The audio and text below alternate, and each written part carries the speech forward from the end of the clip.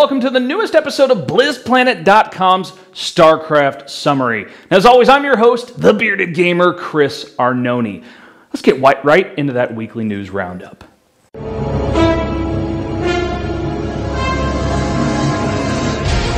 want a piece of me, boy? So there's lots of esports to talk about this week. Let's get right into it with the South Korea WCS results. So it was this past weekend, some very exciting matchups, including the grand finals. Now, Squirtle beat Creator in round 4 of the winners bracket 2-0 to knock Creator down to the losers bracket. But Creator fought back up through the losers bracket and beat Parting 2-1. Creator then faced Squirtle in the grand finals and beat him 2-0.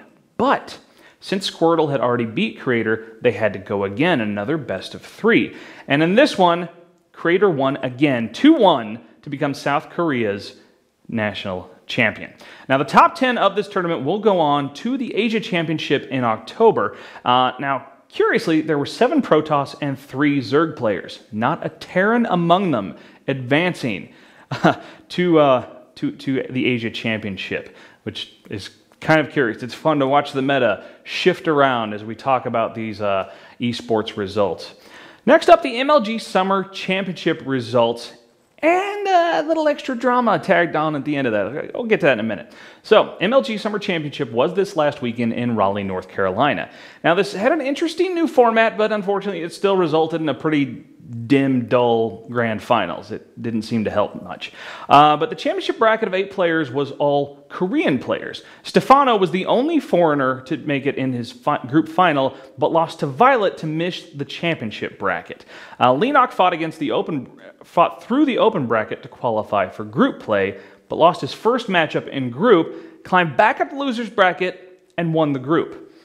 Then went undefeated in the championship bracket and beat first in a very dominating 4-1 fashion in the grand finals. In fact, his only single loss game was within the first few minutes. He did GG because he'd screwed up his initial build. Other than that, he just wiped the floor. It was crazy. Now, this is Lenok's second MLG championship. Now, another player, though, a South Korean player and immediate fan favorite, Crank, who is not a part of a team. Actually, how he got there was a Reddit and a caster named Total Biscuit gave some contributions to get him there. Made it through the open bracket and the group finals before losing it and missing out on the championship bracket. But he was also given Breakout Award of the tournament, or the Breakout Player of the Tournament Award. I can pretty much guarantee you he's going to be signed on to a team really soon. So some news. I was getting to this, right, on the League of Legends side. So this is not StarCraft 2. So the top 2 teams in that, Team Curse and Team Diginitas, not really sure how they want me to pronounce that, ended up being disqualified for collusion. Now, they agreed ahead of time to play the game ARAM style, which is all random, all middle, which is awfully strange. They said they did it because they wanted to sort of entertain the fans and show off a little bit. But the collusion really came in because it was at least suspected and enough that they went ahead and DQ'd both teams to say they had agreed to split the 32,000 grand prize between themselves and just have fun with it. Of course, both teams disqualified. Collusion. Riot Games is backing this up. Both teams have done apologies for the collusion and admitted to it, but they also said they never agreed to split the prize money. Nevertheless, Riot Games is already backing up. You know, it's a done deal. It happened. And it's just, you know, the point of a tournament is to find the best player, the best teams. And, you know, doing these other things takes away from that. It's not as much fun for the people at home who are rooting for their favorite teams when that kind of stuff happens. So, let's talk North American WCS results. Just so much happened this weekend, right? So Scarlett dominated. In fact, I can't state that enough. It's a big understatement. Just dominated. Lost only 1 game total in the first round of the WCS where she won 2-1. She went completely undefeated the entire rest of the way. Beat Vibe in the winners bracket 2-0, who then beat Idra in the losers bracket 2-1 and got beat by Scarlett again in the grand finals. Undefeated, right? 2-0. Crazy. All 3 of these players were also, curiously, Zerg players. Seems the Terrans aren't doing too well right now. Seems Scarlett has just been playing on a whole new level. I know Eldorian was watching these matches, and that's his comment right there.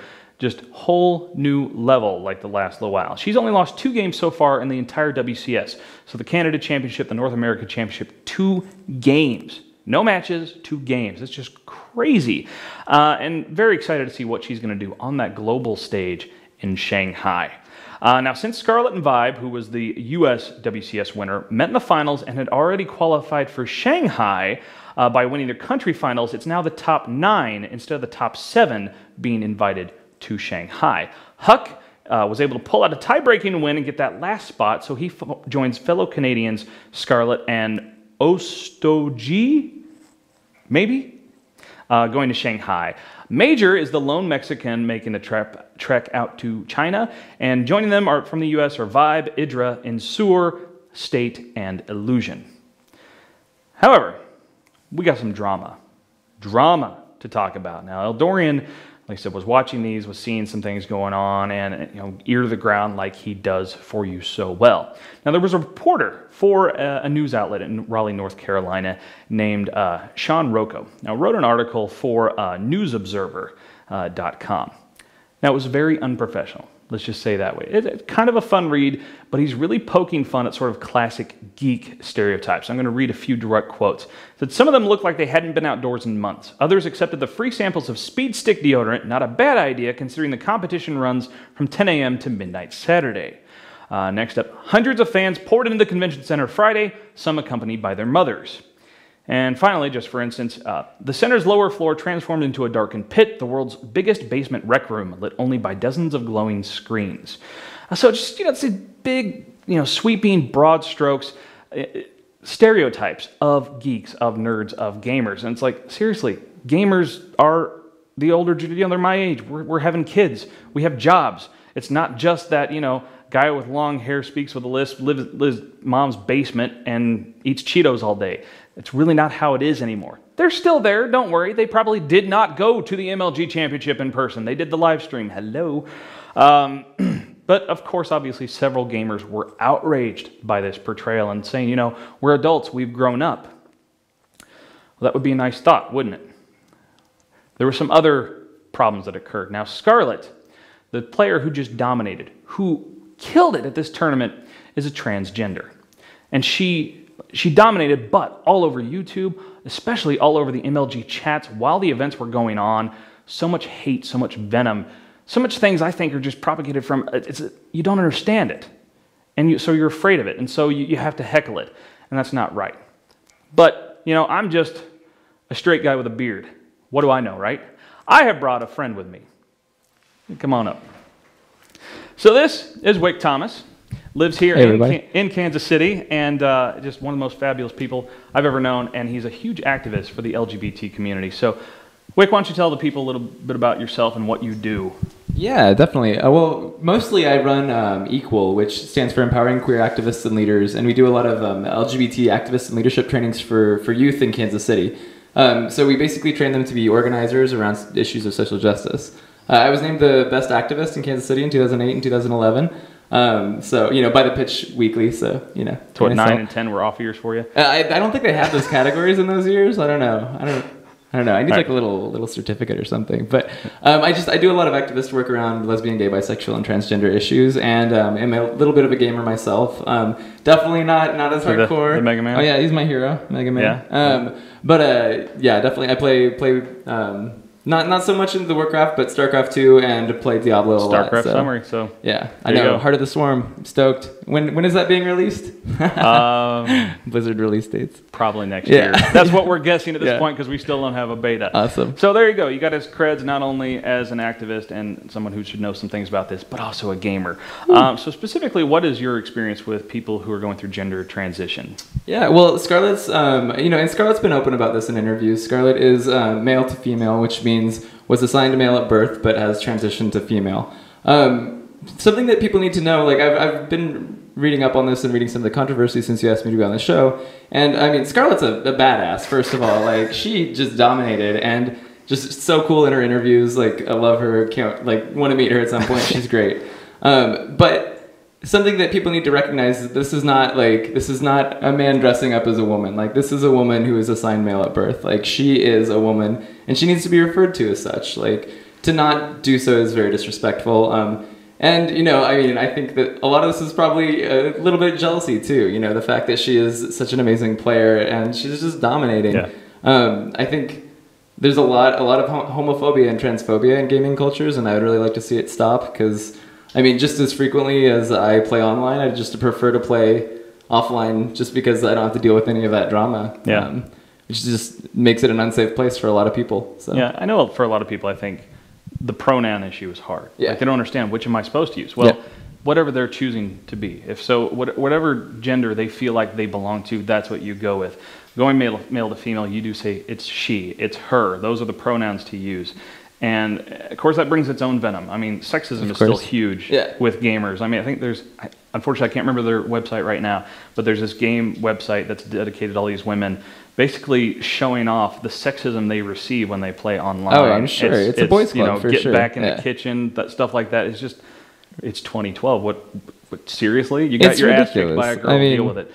It shows, it shows the immaturity of a lot of the players that, unfortunately, like, propagating that stereotype of these dudes that are hanging out in their basements, right. Because, it's just, we're past that, and we need to be past that.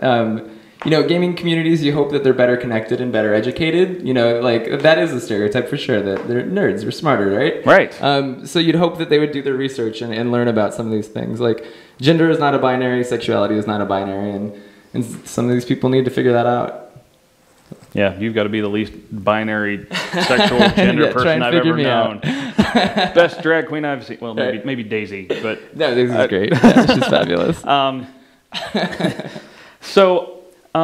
How much do you think this is going to be amplified for Scarlett? Because she's going over to Shanghai. Yeah. She's going to be on an international stage. Now, granted, being in WCS is pretty international anyway. People all over the world can order this live stream. But now, stepping up to the big world championship, how hard is this going to be for her?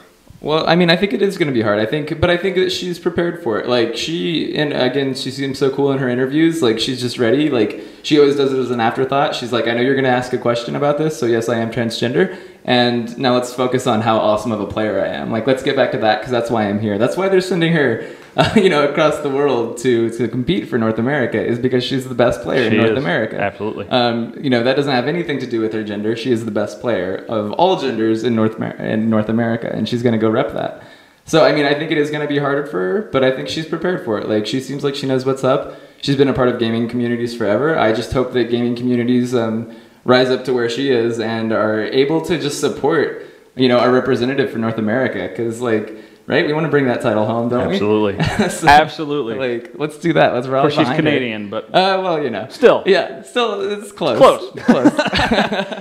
So finally, I really want to help people understand. I think that's still sort of the biggest problem with transgender. It's a lack of understanding that leads to all these biases and problems. So where can people go? Where can people look, maybe online, maybe in the real world, to learn more about transgender and to maybe help people, because that's a difficult transition. And if they want to help people who are going through these transitions, where can they go look? For sure. And, I think we're seeing this movement. Even gay rights have come so far since the 60s. Trans rights are on their way now, and they're getting better. Like, we've got amazing role models like Scarlett to look up to in the international media now. Yeah. So it is getting better. I think there are some great organizations. There's the National Center for Transgender Equality, NCTE.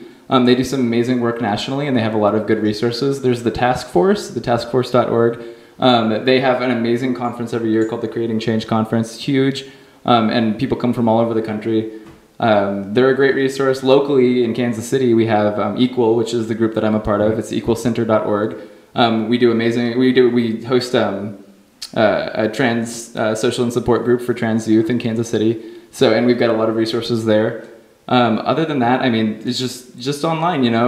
There's tons of stuff out there, and people need to do their research before they expose how ignorant they are on the internet. For all to see. So. Well, thanks so much for being on the show. No, it means a lot. And like I said, I'm this big straight guy with a beard. I don't know. I can't imagine to understand the motivations behind transgender. So thank you so much for helping us with that. We still love you. So. Thanks for having me. It's been a pleasure. Thank you. And if you want to know some more about this on my next episode, I'm going to have Eldorian throw a link down here. I actually have a good friend of mine named Allison who is transgender and a gamer who could kick my ass at just about every fighting game on the planet, except Street Fighter 4. I still got you on that one. But other than that, and she's awesome, so I'm going to have her on my show to talk about this from the perspective of someone who actually has been going through this transition and how difficult that is. So be sure to check that one out. Now, we'll end as we always do with questions, all right? So, what are your thoughts behind, on bettering esports as a community? We've talked a lot about, some flack they're catching, but also some sort of stupid things that are being done. What can we do to be better? Do you think our opinions are off base? Are we dead on? Maybe we shouldn't be warranted at all. Do you think it's a problem that doesn't even need to be fixed? Let us know in the comments, and of course, we'll highlight your best answers on next week's show. And of course, while you're on YouTube, why don't you check out the Bearded Gamer Show, all kinds of awesome beardy video gaming goodness, and go to blizzplanet.com. All your news, reviews, fantastic community, everything you need to know about Blizzard Entertainment games. See you guys next time.